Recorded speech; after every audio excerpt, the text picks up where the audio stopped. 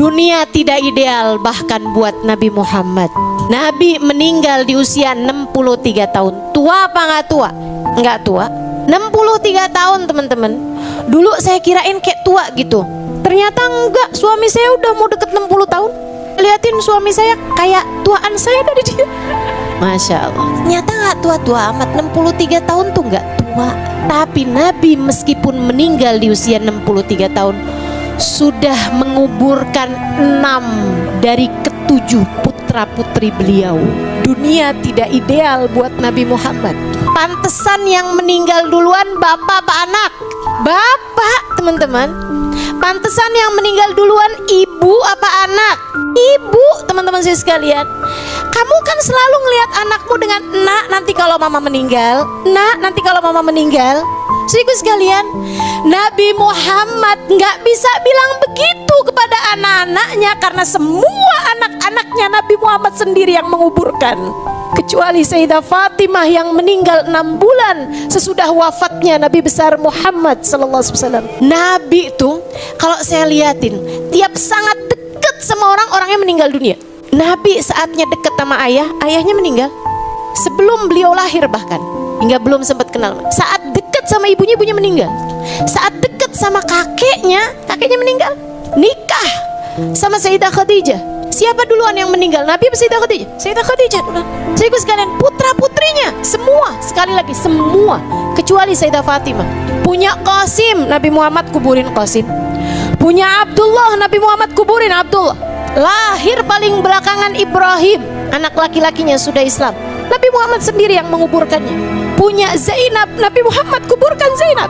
Punya Ruqayyah, Nabi Muhammad kuburkan Ruqayyah. Punya Ummu Kalthum, Nabi Muhammad kuburkan Ummu Kalthum.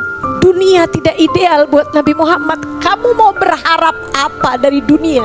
Kepengen hidupmu senang terus-terusan? Gak ada ceritanya teman-teman. Dunia bahkan sekali lagi tidak ideal buat manusia paling tercinta di sisi Allah Subhanahu wa ta'ala. Bagaimana kamu berharap bisa duniamu ideal? Gak mungkin, gak mungkin, gak mungkin. Diuji pasti diuji. Entah miskin, entah sakit, entah sulit. Kan begitu?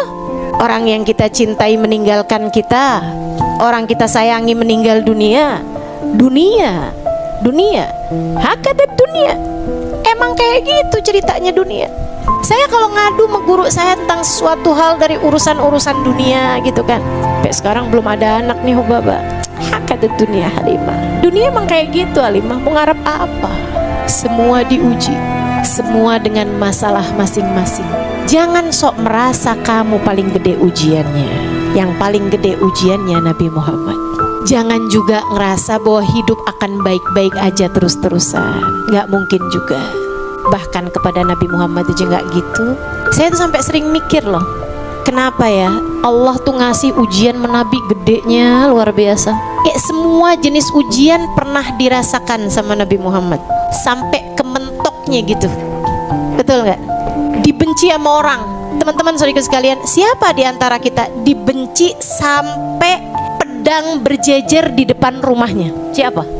Ada? Gak ada. Nabi Muhammad pernah. Siapa di antara kita yang dibenci sampai ditaruh racun di makanannya? Ada? Gak ada.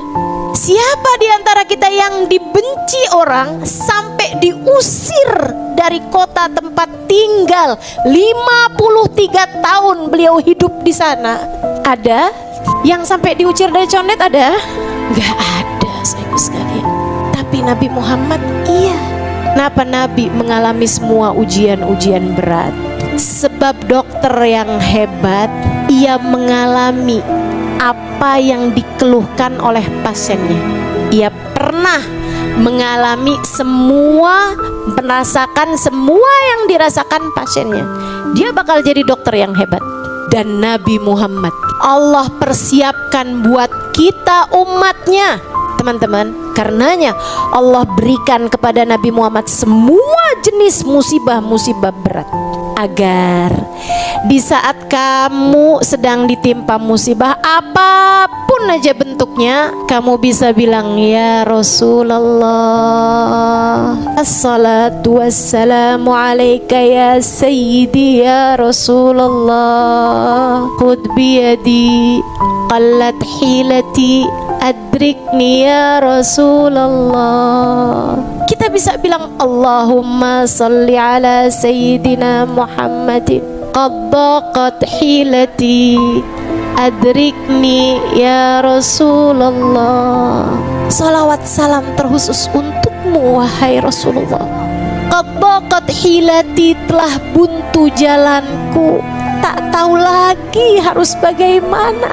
Adrikni ya Rasulullah, tolong selamatkan aku dengan syafaatmu wahai Rasul.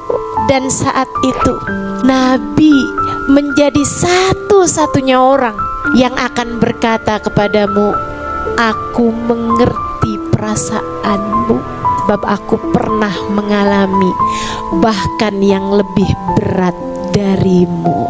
Jadi kenapa Nabi diberi ujian sebesar itu dalam hidupnya? Karena rahmat Allah kepada kita umatnya, agar kita umatnya tak pernah perlu merasa sendirian menghadapi apapun yang terjadi dalam kehidupan. Enak enggak tuh? Enak banget kan? Sallallahu alaihi